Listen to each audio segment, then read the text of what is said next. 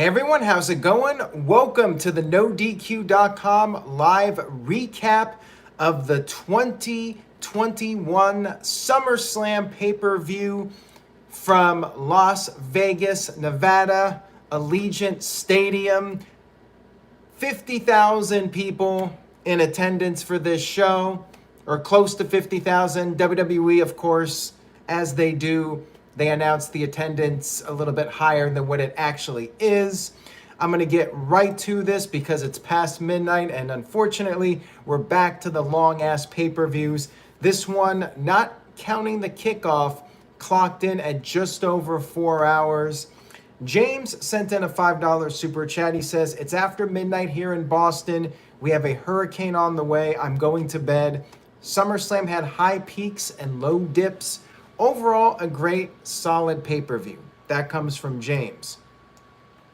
I will say this show definitely had its ups and downs. So let's get to this. And I do ask anybody that is sending a super chat to please stick to the topic as we go through this. We had our kickoff, our 1 hour kickoff. And the first match was a kickoff match announced pretty much last minute. Baron Corbin versus Big E. Baron Corbin came down to the ring with his Money in the Bank briefcase. Well, it was actually Big E's Money in the Bank briefcase, but as they say, possession is 9/10 of the law. Anyways, not much to say about this. Pretty standard match. Big E picked up the win with the big ending and regained possession of his briefcase, which I guess was a clever thing to do because with Big E having the briefcase again, then for all we know, he could cash in on either the WWE Champion or the Universal Champion. If Baron Corbin had the briefcase, well, then it would kind of be hard for Big E to cash in, although the whole thing really makes no sense. But anyways, Big E got the win. This was fine for a kickoff match. Nothing to really complain about. And then we had our first pay-per-view match of the evening. I will say that the stadium, as far as the visual aspect of it, looked really cool. They had the bare bones set up as far as the entranceway went, kind of like a throwback to the 1980s. No huge stage. TJS, no pyro with the sad face. Yeah, that kind of sucked that there was no pyro.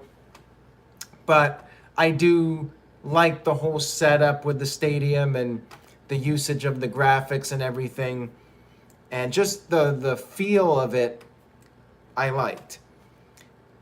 The downside, at least for the fans that were there, apparently the system to take credit cards went down. And they were having other issues in the stadium. And it got to the point where apparently people were being offered free food from the stadium because of the problems. It got pretty bad for a while there. At least that's what I've heard. And stay tuned to NoDQ.com. We'll have more details as they come in. So our first match was for the Raw Tag Team titles, AJ Styles and Omos versus Randy Orton and Matt Riddle, collectively known as RK Bro. Pretty good match here to start off the show and get the fans pumped up, get them excited. Omos dominated when he was in there, and Omos worked over Riddle. Eventually, Riddle was able to make the hot tag to Orton, but then Omos saved Styles from an RKO, and then Omos went after Riddle again. However, Omos got knocked into the ring post. That took him out of the equation, and then back in the ring, Orton was able to hit the RKO to pick up the victory. And then after the match, Orton and Riddle had a nice celebration. Later on, Mario Lopez of Saved by the Bell fame interviewed them backstage, and all is well. RKO, rated RK Bro, whatever you want to call them. They're the new tag team champions. Good stuff here to start off the show. Then we had Alexa Bliss versus Eva Marie. As James mentioned earlier, this show was indeed a mixed bag with some high peaks and some low valleys. And this was one of those valleys. Let's just put it that way. Interestingly enough, though, they tried to actually do a match. I thought it was just going to be strictly an angle, but they actually did a match. Eva Marie worked. It wasn't too good, but at least they tried, I guess. I give them credit for that. But then we had all the goofy stuff with the doll. Eva grabbed Lily and started slapping the doll. Then Eva took the doll and slapped Alexa with it, which led to Alexa screaming and going crazy. She attacked Eva, put the doll back in the corner. Alexa went for the Twisted Bliss, but she missed. Eva tried to make the cover. Alexa kicked out, and then Alexa made her comeback, hit the DDT, and picked up the win. And then after the match, Doudrop announced Eva Marie as the loser of the match and took off while wearing Eva's robe. So I guess that means Doudrop and Eva Marie are no more. I don't know, but seems like it's the end of their partnership. Psycho Jet Black with a $2 super chat says, is Eva Marie more over than T-Bar and Mace? She got on the pay-per-view, so I guess if you look at it from that regard, she is. And maybe this is the return of Piper. We'll have to wait and see. I'm not getting my hopes up, though. Just the state of the women's division, and we'll get to that in a few minutes here. Next up, we had Sheamus versus Damian Priest for the United States Championship. And this did turn into a pretty good match, but unfortunately, the crowd just didn't care about it in the beginning. It took a while for the crowd to really get into this one. Sheamus worked over Priest for a while, and the crowd just seemed bored. But eventually, Priest made a comeback, and they started having the near falls, and the crowd started to get into the match. Priest came off the top with a spinning kick, got a near fall. Sheamus got the upper hand using his mask to headbutt Priest with, and then Sheamus went for the brogue kick, but Priest was able to counter, and Sheamus put Priest in a submission, but Priest pulled off Sheamus's mask and then started punching Sheamus in the face several times. Then Priest followed that up with the Reckoning, scored the 1-2-3 victory to become the new United States champion. And yeah, this was pretty good at the end. Sheamus has an excuse for losing. He can say that Priest cheated by ripping off the mask. Of course, Sheamus used the mask to his advantage during the match. But yeah, I liked it in the end. And nice win here for Damian Priest. Johnny Boy with a $5 super chat says, yo, just left the arena. What a night. Glad Lashley wrecked Goldberg. Well, thank you for that, Johnny Boy. And I will talk about that in a little bit. Talk about the Goldberg match with Bobby Lashley. And I do think Priest winning was the right decision. We had the Usos versus the Mysterios in a tag team title match over on the Smackdown brand. Match was pretty good, but not really what I was hoping for at SummerSlam. It kind of felt like a filler match, and they already had a bunch of matches against each other. Did not feel like it was anything too special. Rey Mysterio had some Randy Savage style attire, which I thought was pretty cool. And Dominik did the Three Amigos, paying tribute to Eddie Guerrero. Pretty standard match here. Usos worked over Dominik for a while. Rey got the hot tag. And I guess the storyline of the match was that Dominik held his own, but it was Rey that was unable to hold up his end of the deal as far as winning back the tag team titles. Jay and Jimmy hit dueling super kicks to Ray, and then Jay came off the top with a big splash and pinned Ray Mysterio, giving the Usos the win. Still your tag team champions. Dwayne Atkinson sent in a $5 super chat. Thank you, Dwayne. Says, awesome pay-per-view, in my opinion. Gotta be up at 3 a.m. Kick-ass Aaron. Thank you for tuning in, Dwayne. I do appreciate it. Jason EXP with a $2 super chat. Thank you, Jason. Says, I was expecting Dominik to turn on Ray. I thought maybe, but they might decide to hold off on it a little bit and let the storyline play out. Maybe do a couple more rematches because that's what they do. But I still think we're getting it at some point.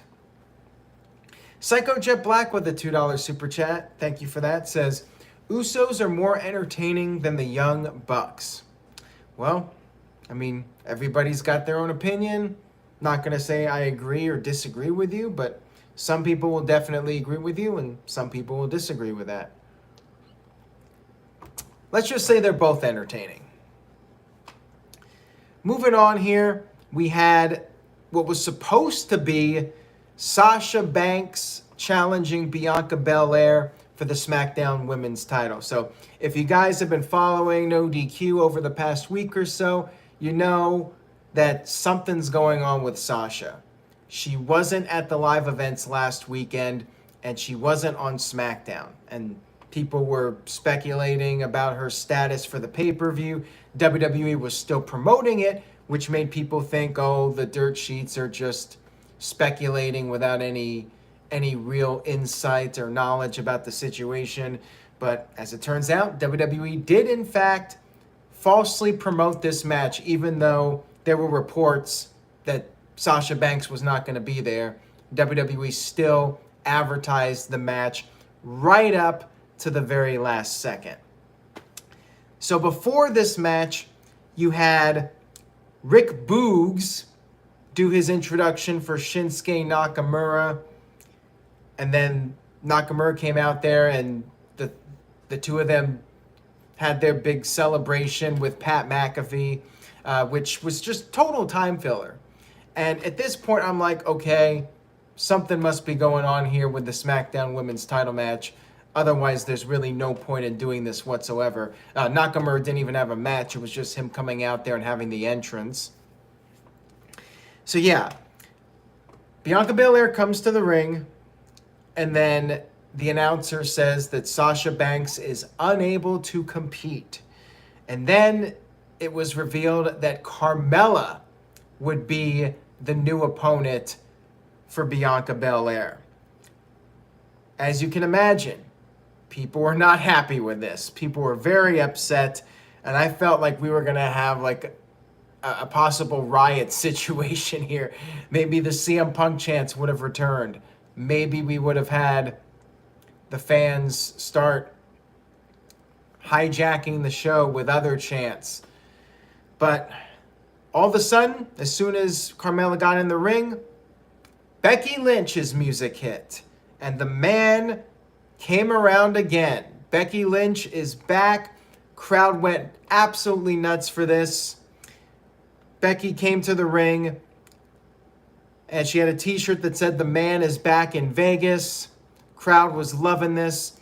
Becky attacked Carmella, sent her out of the ring, and then she wanted to fight. She wanted to take the match with Bianca Belair. Becky got on the mic, issued the challenge. Bianca accepted the challenge. The bell rang, and we had our match, which went as follows. Becky went for a handshake. Bianca was going to shake her hand, but instead, Becky punched Bianca in the face, hit the Uranagi, which they were calling the manhandle slam, and pinned Bianca Belair in a match that lasted less than 1 minute. Less than 1 minute after a 5-month reign as women's champion. main eventing WrestleMania, Bianca Belair loses to Becky Lynch in less than a minute. A lot of people were calling this Brock Lesnar and Kofi Kingston 2.0. And I really don't know what to tell you guys. I don't understand it, why they went with this booking decision. I mean, obviously WWE was in a very bad spot with Sasha Banks not being on the show. Of course, they could have come up with something sooner and not falsely advertise the match, but yeah, they had to come up with something. Becky Lynch coming back when it was reported that she was going to be coming back maybe towards the end of September, early October. The This Guy Experience with a $2 super chat says, Becky is so annoying, Brock and Kofi all over again. And Walter Cruz with a $2 super chat says, way to make Bianca look weak. Love Becky, but dumb. Yeah, there were so many negative comments about this, and thank you guys for the super chats. Psycho Jet Black sent in $2, says, honestly, Bianca and Rhea are not that over. Ooh, you might get some negative feedback on that one, Psycho Jet Black, because I would disagree with you on that. Psycho Jet Black with another $2. Thank you for that. Says, Goldberg's match lasted longer than Bianca's, LOL. What I don't understand is, why couldn't they just do like a triple threat? If they didn't want it to be a long match because of time constraints or whatever, why not just do a short triple threat match and Becky pins Carmella? That way you don't have Bianca taking the fall and Becky wins the title and you could set up Becky versus Bianca on another pay-per-view. Like, why did you have to do it this way? That's what I don't understand. I feel like they could have done something else, and they should have done something else. Like, this just made Bianca look really weak. And I do agree with the criticism of this. And it felt like WWE somehow managed to screw up Becky Lynch's return. People were really stoked about this and hyped up for it, and now people are pissed off. Mo Camera with a $2.79 super chat going off topic here says, very disappointed that Borked Laser didn't return. Well, we'll talk about that later. And Darren sent in a $5 super chat. Thank you for that. Says, Aaron, wouldn't a tap out have made Becky strong instead of a lousy finish? I just think that Bianca Belair should not have been losing. And if you're bringing Becky back, the triple threat match, I think, would have been a good thing to do. And in fact, when Becky came out there, I thought that she was going to be inserted into the match and it would be a triple threat. To me, that would have made sense. Or at least let them have a competitive match. You did not need Nakamura out there. And you did not need Miz and Morrison, and we'll get to that in a few minutes. Honestly, you didn't need 10 matches on this damn show. That's for sure. And Anthony thinks maybe it's a Becky Lynch heel turn. Yeah, it could be, but we saw how that worked last time they tried it.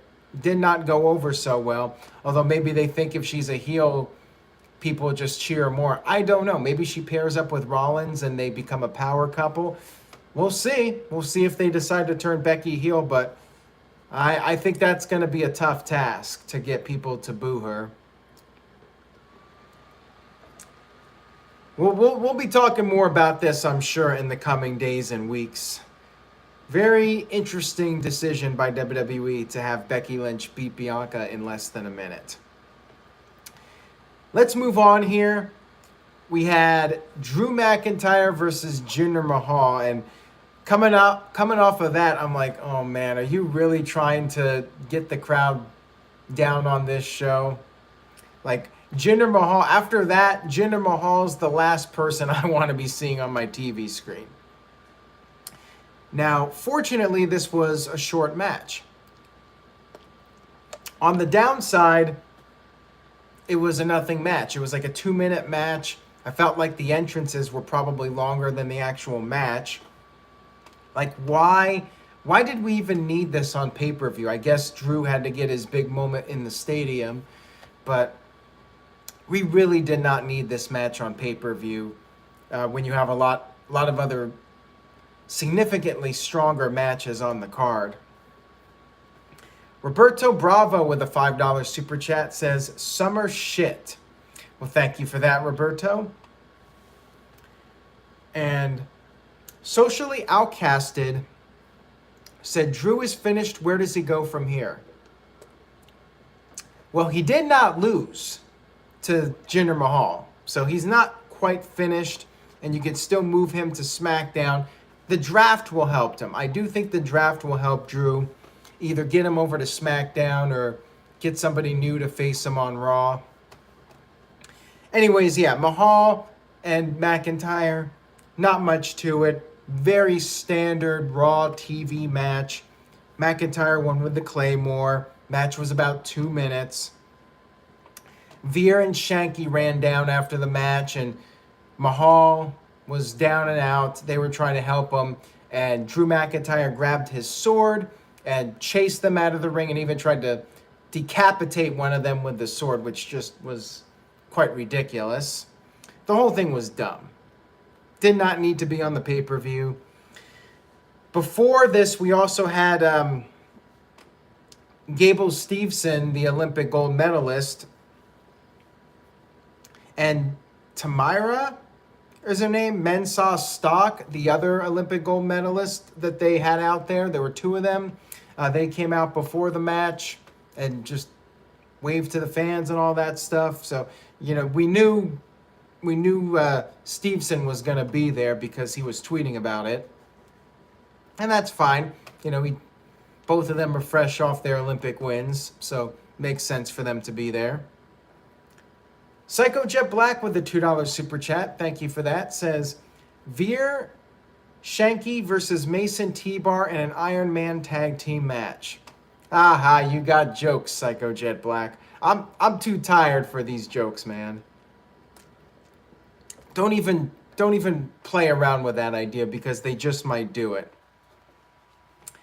We had our Raw women's title match, Nikki Ash versus Charlotte Flair versus Rhea Ripley. And it was a fine match. I feel like the crowd was 50-50 for Nikki. Some were cheering, some were booing her. Nikki had a pretty good showing in this match.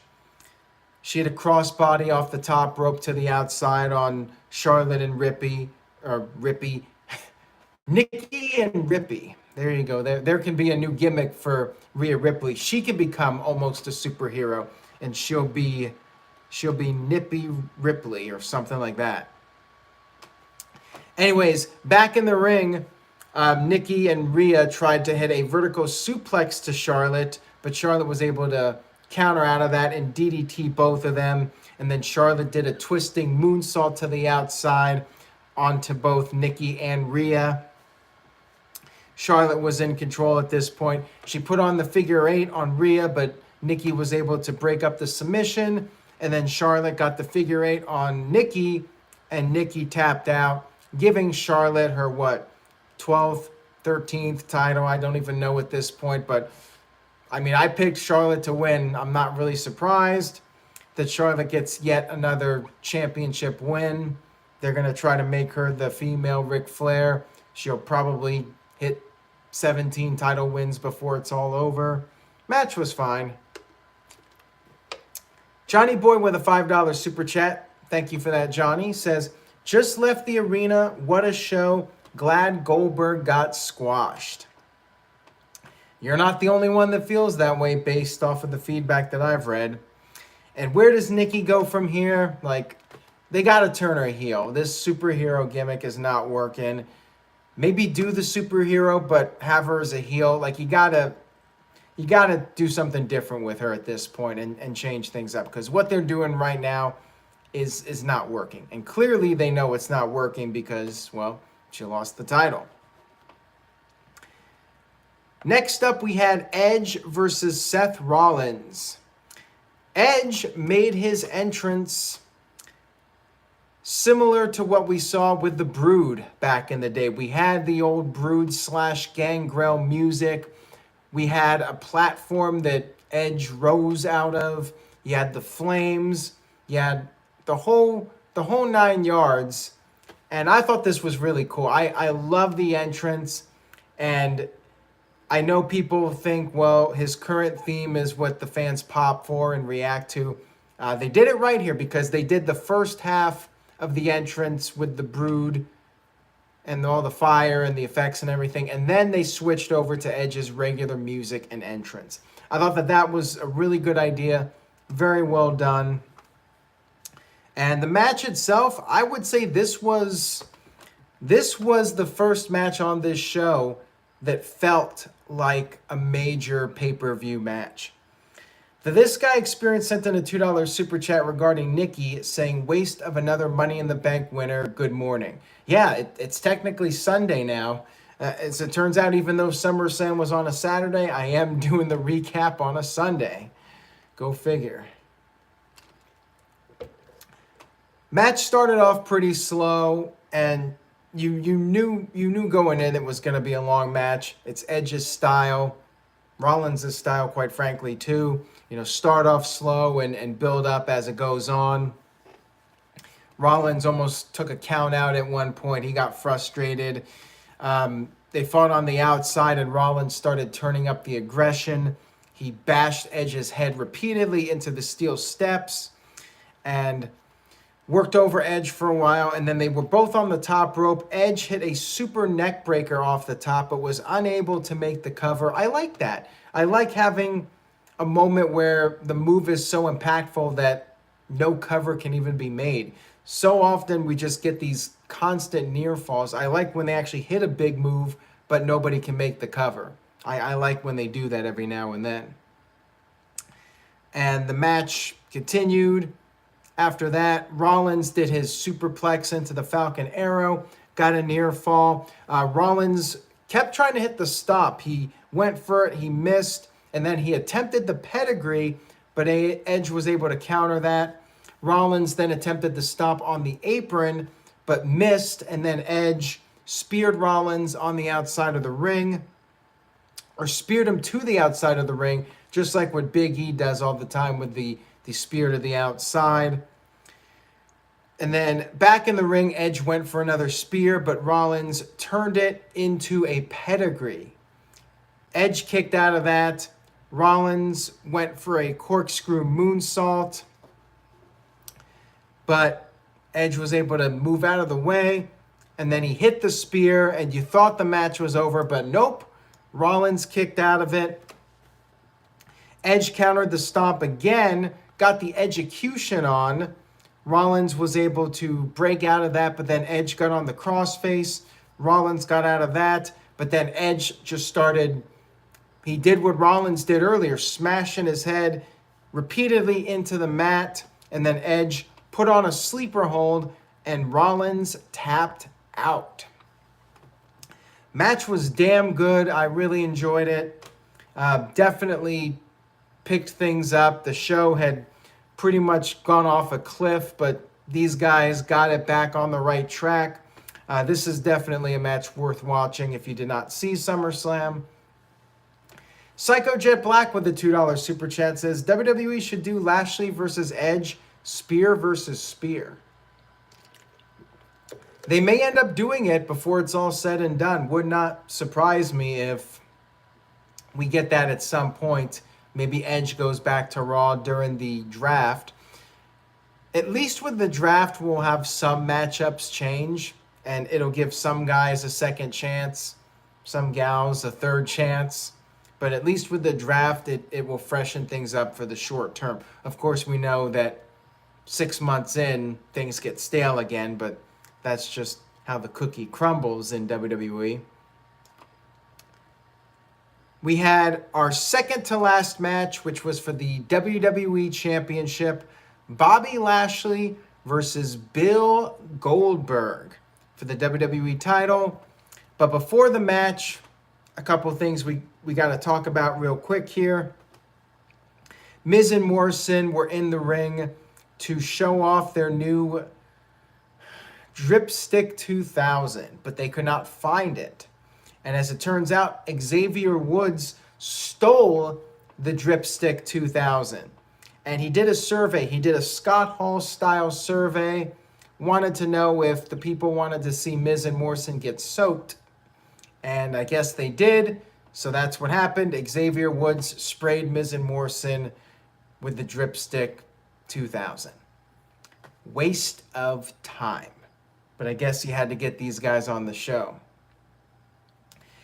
Adrian with the €2 super chat. Thank you, Adrian. Says, Xavier is a natural at shooting liquid over people. Wow. No comment.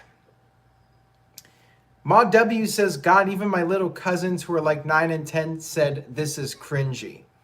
Yeah, well, we had a small group watching SummerSlam here tonight, and everyone thought the same thing, that this was just an incredibly stupid segment.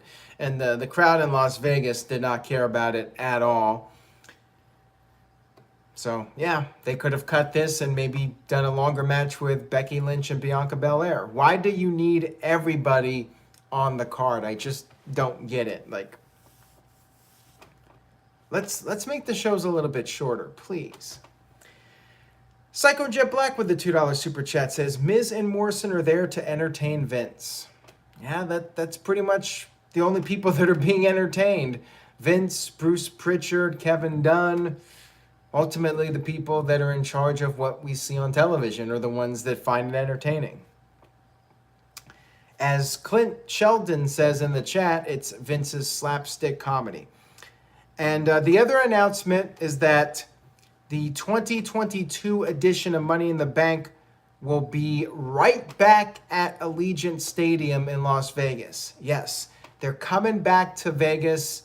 They're going to run another show at the stadium. This will be July 4th weekend, July 3rd specifically, which is a Sunday. And it will be Money in the Bank, which I believe is the first non-Big Four WWE pay-per-view in the United States to take place at a stadium. We had a few of those Saudi Arabia shows. We had that show in Australia. But I believe this is the first stadium show that will not be a Big Four pay-per-view in the United States. Interstate Kyle is here. How's it going, Kyle? He says, it's been a while, no DQ Galaxy. Keep up the great work, Aaron. Hope is well. Hope all is well. I'm getting tired, guys. It's well past midnight. Make sure you guys check out Interstate Kyle's YouTube channel. He's got some cool driving videos from various parts of the United States. Just look him up on YouTube, Interstate Kyle. All right, let's get to Goldberg versus Bobby Lashley for the WWE title. Goldberg's entrance was about 3 minutes long, and I was thinking that the match would be perhaps shorter than that. But as it turns out, they had a 7-minute match. Yes, they had something that resembled an actual wrestling match. Granted, it was not very good, but they tried, I guess.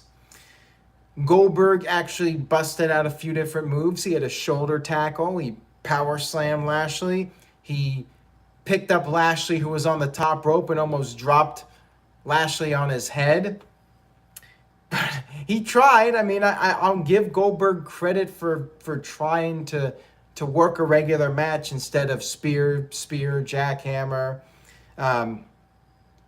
Lashley got the upper hand, though, and beat the crap out of Goldberg and took Goldberg to the outside, threw Goldberg knee first into the ring post, and Goldberg's knee was messed up. He was selling it like crazy. But we're all thinking, is Goldberg selling or is he really hurt? A 54-year-old man, you don't know. It's hard to say if he's selling or not. But, I mean, they did a big post-match angle. What happened was Lashley got him in the ring. Goldberg was unable to get to his feet because his knee was messed up, and the referee called for the bell, making Bobby Lashley the winner. So I think the idea here was that WWE did not want Goldberg being pinned a third time in a row. He lost to Braun Strowman, who's no longer working for the company, at WrestleMania 36. And then Goldberg lost again to Drew McIntyre at the Royal Rumble. And they didn't want to have Lashley lose the title. And you want to, I guess, make Goldberg look strong in defeat. So they went with this kind of finish where the referee called it off. And Goldberg still wanted to fight, but he could not stand up. It did not work out the way the crowd, or WWE was hoping the crowd would react to it. Crowd was booing Goldberg in this match, and his chants were piped in, and you could see when Goldberg was doing his taunts, the crowd was booing him. And after the match was over, Lashley started attacking Goldberg's knee with the steel chair, trying to end his career. And that's when Gage Goldberg got in the ring, got up on Lashley's shoulders to try and stop him, but that did not work out. And Lashley put the hurt lock on 15-year-old Gage Goldberg. Now, MVP got on the mic and said Lashley didn't know that it was Gage because Lashley got jumped from behind. It could have been anybody. But yeah, I did like this post-match angle, although my fear is that this is now going to lead to another Goldberg versus Lashley match in Saudi Arabia. And by the way, they did confirm that in October there will be another Crown Jewel pay-per-view in Saudi Arabia. Boy, oh boy, I can't wait for that one. Psycho Jet Black with a $2 super chat says, Gage did a good job selling for... I'm losing my voice. Let me try that again. Gage did a good job selling for Lashley. Yeah, he probably did a better job than his dad. Gage might be a wrestler at some point. Would not shock me if Gage gets into the wrestling business one of these days. I mean, Dominik did it. Why not Gage? Psycho Jet Black with a $2 super chat. Thank you for that. Says, Gilberg forever, Goldberg never. Little Simpsons reference there from Psycho Jet Black. A couple of people in the chat room are very excited about how this show ended. So let's go ahead and get to this main event. Roman Reigns versus John Cena. John Cena has a brand new t-shirt in the style of Super Mario Bros. 3. Has the 16 titles listed on the back of the shirt, which to me kind of gave away the outcome of this because it says 16 times. Is WWE really going to print new shirts to say 17 times? I mean, I suppose they could make one shirt to trick everybody. But yeah, I kind of felt like that gave it away. Reigns made his big entrance, was wearing the lei around his neck. The Usos were there, but Paul Heyman sent the Usos to the back. And we had our match. John Cena going for his 17th World Championship. Could he beat the Tribal Chief, the head of the table? They had a feeling out process in the beginning. Cena got a few early near falls, and that was an ongoing theme in the match. John Cena would keep trying to get that quick 1, 2, 3, whether it was a roll up or an inside cradle. He would try to get that fast 1, 2, 3 count on Roman Reigns, but he was not successful in his attempts. Reigns got the upper hand, slowed down the pace, dominated Cena for a while, and at one point Reigns grabbed the Universal title and started taunting the fans at ringside. By the way, it seemed like a lot of fans were masking up, and in Nevada they do have the mask mandate now, and I probably saw more people wearing masks on this show than any wrestling show since the live touring started up again. I mean, I would say probably 30 to 40% were wearing masks. Even Brock Lesnar guy, who was at Rampage on Friday night, flew to Las Vegas for this, so he hasn't completely jumped ship to AEW. He's still coming to the WWE shows. And Brock Lesnar guy was masked up for this one.